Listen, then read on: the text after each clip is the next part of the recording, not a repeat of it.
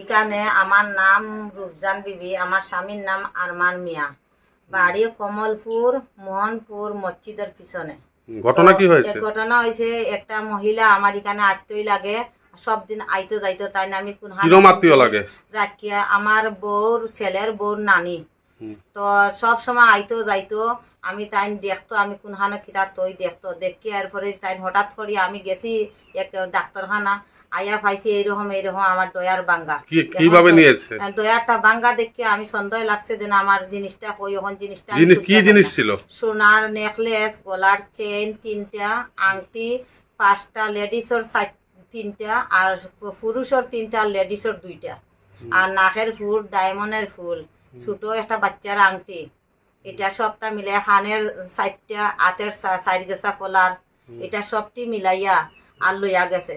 এখন লইয়া যাইতে পরে আমি এখন পাত্তা লাগাইতে লাগাইতে লাগাইতে লাগাইতে এখন বার করছি, অর্ধেক মাল বার করছি, একটা চেইন আমার, একটা আংটি লেডিসের, একটা ডায়মন্ডের ফুল আমার বাকি রয়েছে।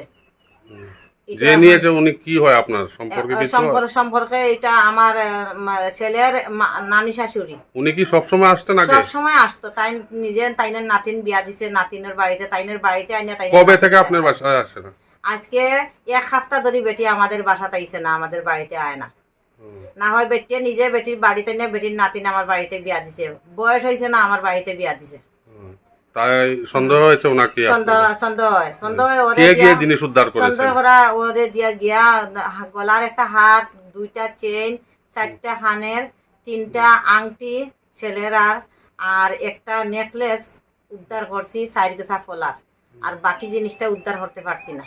উনি কি বলেছেন? উনি বলে আর কোনো জিনিস নাই আমার কাছে।